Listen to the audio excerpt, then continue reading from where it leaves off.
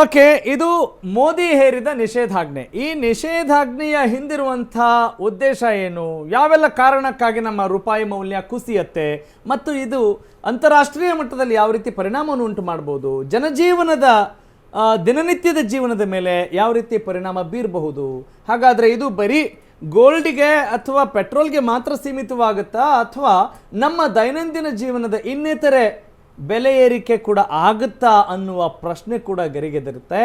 ಆ ನಿಟ್ಟಿನಲ್ಲಿ ನಾವು ಚರ್ಚೆನ ಮಾಡೋಣ. ಅದಕ್ಕಿಂತ ಮುಂಚಿತವಾಗಿ let's go for this update. Yes, let's go for screen ನಾವ್.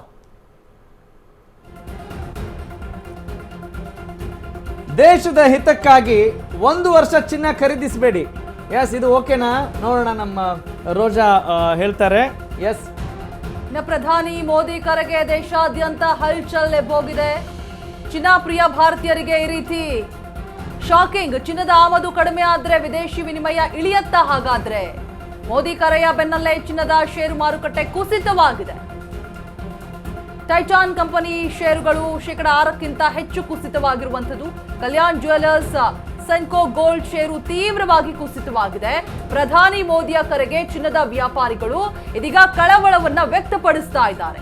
ಮೋದಿ ಕೊಟ್ಟ ಕರೆಯಿಂದ ಭಾರತೀಯರಲ್ಲಿ ಇದೀಗ ಆತಂಕ ಮೂಡ್ತಾ ಇರುವಂತದ್ದು. ಏನ್ ಮಾಡಬೇಕು ಅನ್ನುವಂತಹ ಕನ್ಫ್ಯೂಷನ್ಸ್, ಆರ್ಥಿಕ ಮುಗ್ಗಟ್ಟು ಎದುರಾಗಿದೆಯಾ ಹಾಗಾದ್ರೆ ಭಾರತಕ್ಕೆ? ಈ ರೀತಿಯಾಗಿ ಒಂದಷ್ಟು ಆತಂಕ, ಪ್ರಶ್ನೆಗಳು ಮೂಡ್ತಾ ಇದೆ. ದೇಶದ ಹಿತಕ್ಕಾಗಿ 1 ವರ್ಷ ಚಿನ್ನವನ್ನ ಖರೀದಿ ಮಾಡಬಾರ್ದ? ಹಾಗಾದ್ರೆ ಏನ್ ಮಾಡಬೇಕು? ಹೂಡಿಕೆದಾರರಲ್ಲೂ ಕೂಡ ಒಂದು ರೀತಿಯಾದಂತಹ ಕನ್ಫ್ಯೂಷನ್ಸ್ ಇದೆ. ಒಂದ್ ರೀತಿಯಾಗಿ ಭಾರತ ಅತಿ ಹೆಚ್ಚು ಚಿನ್ನ ಪ್ರಿಯ ಆಗಿರುವಂತಹ ದೇಶವಾಗಿದೆ. ಮೋದಿ ಕೊಟ್ಟ ಕರೆಯಿಂದ ಏನು ಮಾಡಬೇಕು ಅನ್ನುವಂತಹ ಕಳವಳ, ಗೊಂದಲಗಳು ಉಂಟಾಗ್ತಾ ಇದೆ.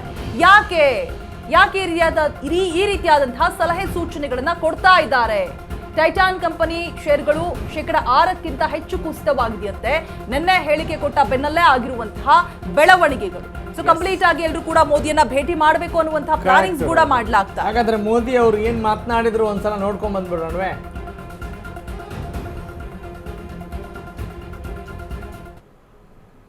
गोल्ड यानी सोने की खरीद एक और पहलू है जिसमें विदेशी मुद्रा बहुत अधिक खर्च होती है।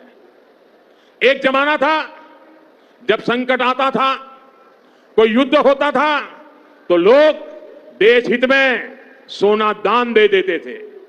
आज दान की जरूरत नहीं है, लेकिन देश हित में हमको यह तय करना पड़ेगा कि साल भर तक घर में कोई भी फंक्शन हो, कोई भी कार्यक्रम हो, हम सोने के गहने नहीं खरीदेंगे, सोना नहीं खरीदेंगे।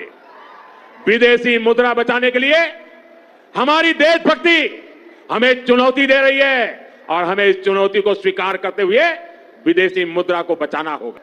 गोल्ड यानी सोने की खरीद एक और पहलू है जिसमें विदेशी मुद्रा बहुत अधिक खर्च होती है।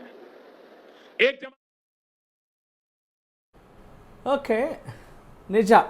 ಪ್ರಧಾನಿ ನರೇಂದ್ರ ಮೋದಿ ಅವರು ಏನು ಮಾತನಾಡಿದ್ರು ಸುದ್ದಿ ಆಗುತ್ತೆ. ಆದರೆ ಇದು ರಾಜಕಾರಣಕ್ಕಾಗಿ ಅಲ್ಲ, ಸದ್ಯಕ್ಕೆ ನಾವು ಅರ್ಥ ಮಾಡ್ಕೊಳ್ಬಹುದು ಅಲ್ವೇ? ಯಾವುದೋ ಬೇರೆ ಬೇರೆ ಪಕ್ಷಗಳ ಹೆಸರನ್ನು ಉಲ್ಲೇಖ ಮಾಡಿ ಹೇಳಿರುವಂಥದ್ದಲ್ಲ. ಇದು ನಮ್ಮ ದೇಶದ ಆರ್ಥಿಕತೆಯ ದೃಷ್ಟಿಯಿಂದ ಮತ್ತು ಈಗ ಬೆಲೆ ಏರಿಕೆ ಕೂಡ ಖಂಡಿತವಾಗ್ಲೂ ಜಾಸ್ತಿ ಆಗತ್ತೆ ರೀ, ಪೆಟ್ರೋಲ್ ವಿಚಾರಕ್ಕೆ ಸಂಬಂಧಪಟ್ಟ ಹಾಗೆ ಅವರು ಹೇಳ್ತಾ ಇದ್ದಾರೆ.